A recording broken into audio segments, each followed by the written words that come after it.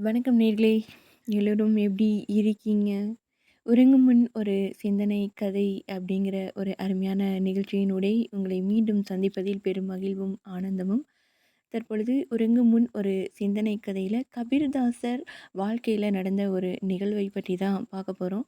ஒரு சமயம் கபீர்தாசர் கங்கை நதியில நீராடிட்டு இருந்தாரு.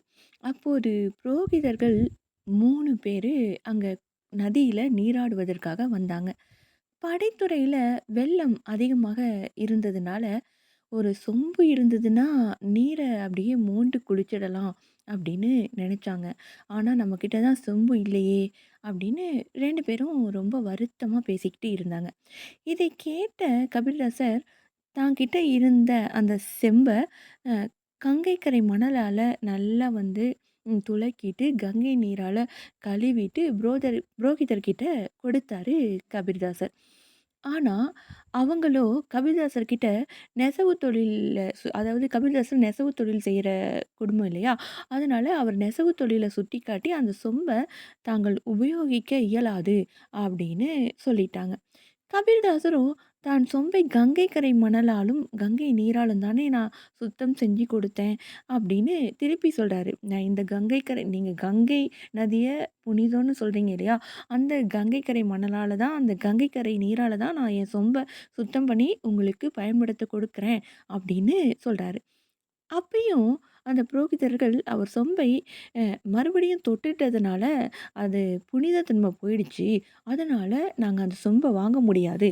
அப்படின்னு வந்துட்டு திருப்பியும் சொல்லிட்டாங்க. கவிதாசர் புரோகிதர்களின் பேச்சால வருத்தப்படவே இல்ல. ரொம்ப சாந்தமா சொன்னாரு. என்ன சொன்னாருன்னா, "அப்படின்னா நீங்க வேறொரு கங்கைய வரவழைச்சு தான் நீராட வேண்டி வரும்." அப்படின்னு ரொம்ப சாதாரணமா சொன்னாரு.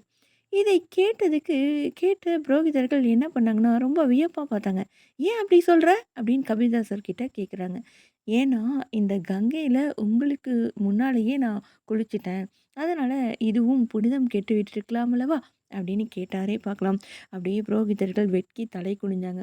இப்படி தான் சில பேரு அப்படியே மற்றவர்கள் மனதை புண்படும்படியாக நடந்து கொள்வார்கள். எப்படின்னா, அவர்கள் உதவும் எண்ணத்தோடு வருபவர்களையே கேலி, கிண்டல் செய்து அவர்கள் உதவும் மனப்பான்மையை ஒரு கேலிக்குரிய சித்திரமாக மாற்றி விடுவார்கள் இல்லையா? இப்படி நடந்து கொள்ளாமல் இருப்பதுதான் நம் அனைவருக்கும் சிறப்பு. வந்தவர்களை நம் மனம் கோண செய்யக்கூடாது என்பதுதான் இந்த அருமையான கபீர்தாசர் வாழ்க்கையில நடந்த நிகழ்ச்சியின் மூலம் நாம தெரிஞ்சுக்கிறோம். இப்படியான ஒரு அருமையான உறங்கும் முன் ஒரு சிந்தனை கதையில் மீண்டும் சந்திக்கலாம் நேர்களே. அதுவரை உங்களிடமிருந்து விடைபெறுவது நான் உங்கள் அன்பு அறிவிப்பாளர் சகோதரி இளைவேணி கிருஷ்ணா. வணக்கம் அன்பு நேய சொந்தங்களே. நன்றி நேர்களே.